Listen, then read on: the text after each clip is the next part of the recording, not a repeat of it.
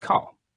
Welcome to Great Stories Every Day, where thrilling, mysterious, and unforgettable true stories come to life, one day at a time. Subscribe for your daily dose of chills, wonder, and adventure. They say there's nothing truly empty in a small town. Every field has a history, every building has a secret, and every abandoned house has eyes. I never believed any of that. I was born in Wyoming, raised on silence, long roads, and old family stories. But what happened the summer I turned 21 changed how I see everything. And I've never told anyone the full truth until now. I was working a summer job with a property cleanup crew. We were hired by the county to clean up foreclosed homes, evicted trailers, and the occasional abandoned farmhouse. That's how I ended up at the Willow Place, a weather-worn house on the outskirts of town that hadn't had power in years. Two stories. Pale blue paint, peeling. Every window on the first floor was boarded shut.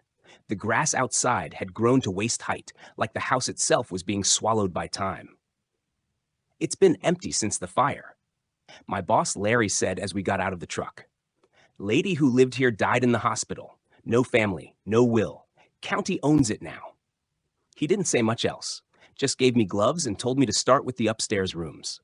The air inside was heavy, musty like wet paper. The walls were covered in smoke stains. But upstairs, everything looked strangely untouched, except for one room at the end of the hall. Its door was closed. Unlike the others, there was no smoke damage. The knob was cold when I touched it. Inside was a woman's bedroom. Old floral wallpaper, faded but intact. A wooden vanity with a cracked mirror. A closet slightly ajar. And by the window, a rocking chair turned outward, facing the fields. It was eerily quiet. No wind, no sound from the highway. Just the stillness of something that had been waiting too long. As I stepped in, I noticed something strange. The air felt colder than the hallway behind me. I got goosebumps even though it was June. I took a few pictures of the room for documentation, then turned to leave, but the chair creaked behind me. I spun around. It was rocking, very gently, back and forth, back and forth. I told myself it was the floorboards or the breeze, or maybe I'd nudged it somehow. But I hadn't. And when I looked closer, I saw dust falling off the top rail, like something had just touched it. That night, I had a dream. I was standing outside the Willow House, looking up at the second floor. Behind the window of the bedroom, I saw a silhouette, a woman in a long white dress, just standing, watching. I woke up cold and sweating. I didn't say anything to Larry the next morning. I didn't want to seem crazy, but something had changed. Every time I stepped into that house, I felt watched. Not like someone hiding, more like something hovering, clinging to the walls and watching from just outside the edges of your vision. On the third day, while clearing out the upstairs bathroom, I heard humming. A woman's voice, soft, melodic, coming from the end of the hallway. From that room, I froze. It lasted maybe 15 seconds, then stopped. I went to the room, empty. Nothing moved. The chair sat still, the air cold. That night, I asked Larry what had happened in the fire. He shrugged.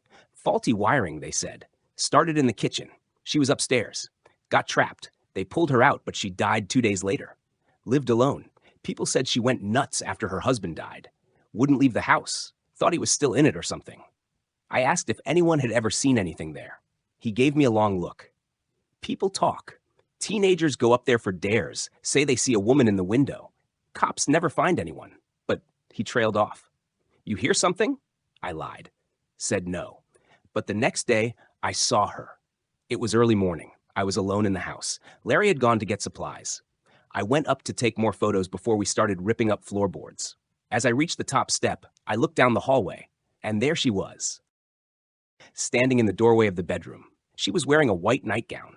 Her hair was long and dark, her face pale and sunken. Her eyes, God, her eyes were wide and lifeless, like she hadn't blinked in years. She was staring at me. I blinked and she was gone, just vanished. No sound, no footsteps. I ran, out of the house, down the driveway, into the truck. I didn't go back in until Larry returned. Even then, I made excuses to stay downstairs. That night, I had another dream. This time, I was inside the bedroom. The woman sat in the rocking chair, facing me. Her mouth was open, but no sound came out. She raised her arm and pointed toward the closet. When I woke up, I knew I had to look. The next day, while Larry was outside clearing brush, I went back upstairs. The house was quieter than usual. almost too quiet, like the silence was holding its breath. I walked into the room. The chair was still, dust untouched. I turned to the closet. The door creaked open. Inside was a box, old, wooden, covered in cobwebs. I pulled it out. It wasn't locked. Inside were letters, dozens of them, all addressed to James, all written in the same delicate handwriting. I read a few. James, I can still feel you at night. The chair rocks by itself. The room still smells like you. You haven't left. I know you haven't. Another. They say you died, but I hear you upstairs. The neighbors think I'm crazy. I don't care. You'll come back. The last one was dated the day before the fire. I won't let them take me. Not away from you. If you're still here, I'll stay too. I'll wait. I'll never leave this house. That's when I understood. She hadn't been trapped in the fire. She'd let it happen. She died in that room, waiting for someone who'd already gone, and maybe she never left. I put the box back exactly where I found it. Didn't tell Larry. We finished the job 2 days later. The house sat empty for years after that. Eventually, it was torn down. Now it's just a field. But sometimes, when I drive past late at night, I swear I see a light in the air above where that window used to be. And sometimes, when the wind's just right, I hear humming. I don't dream about her anymore. But I don't forget. She's still watching. Still waiting. Thanks for watching. Don't forget to like, share, and subscribe for more incredible stories every single day. Until next time, stay curious, stay brave.